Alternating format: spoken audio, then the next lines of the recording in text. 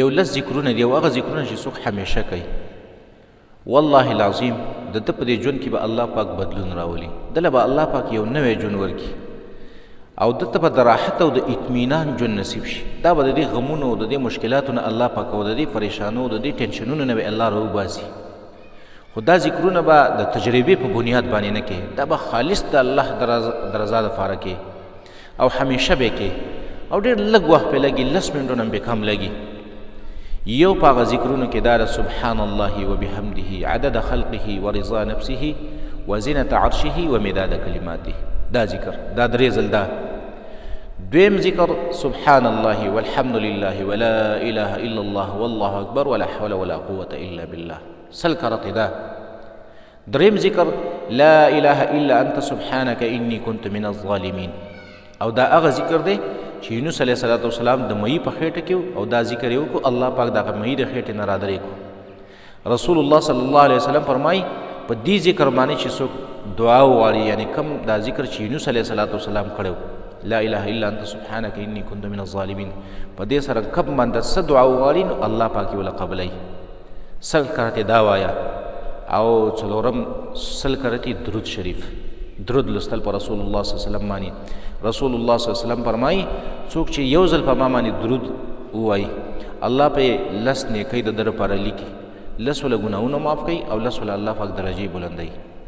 ابی ابن کعب ته رسول الله صلی الله علیه وسلم فرمایلي چې تله ډېر درود په ما باندې لولې نو دا به ستا دپاره کافي شي ستا د غمونو او ستا د پریشانو او تا ته به ستا ګناهونه معاف شي. که غواړې چې زما دا ټول غمونه نه دې زه ما الله راوباسي نو درود شریف ډېر ډېر وایه، کم از کم 100 کرتې سحر کې وایه. دارنګې 5م ذکر چې دی هغه دا حسبنا الله ونعم الوکیل، حسبنا الله ونعم الوکیل، دا یو 100 کرتې ویل. دارنګې 6م ذکر وافوض امري الى الله، وافوض امري الى الله، سپارم خپل کار الله ته.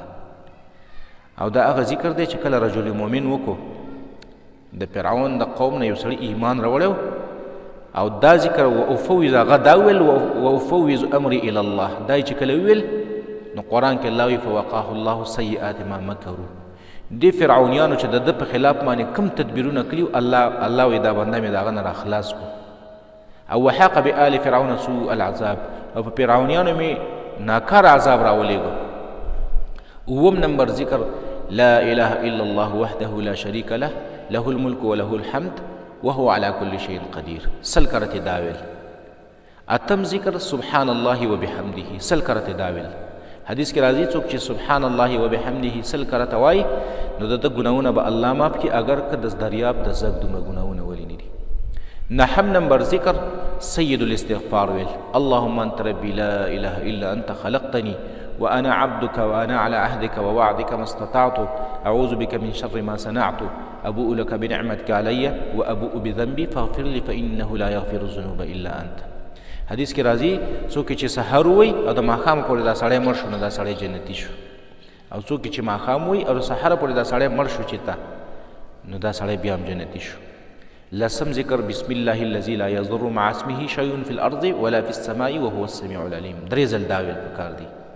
حدیث کې راځي څوک چې 3 ځل ووایي سحر د ماښامه پورې به هېڅ شی ضرر ورنه کړي، او څوک چې ماښام وایي د سحره پورې به ورته هېڅ شی ضرر ورنه کړي. نو دا 10 ذکرونه دي، ډېر لږ وخت پې لګي، 10 منټه هم پې نه لګي. همیشه وایه والله العظیم الله به دله نوی ژوند درکړي، الله به درته اطمینان او راحت نصیب کړي، د دې غمونو او د دې مشکلاتو نه به هم الله پاک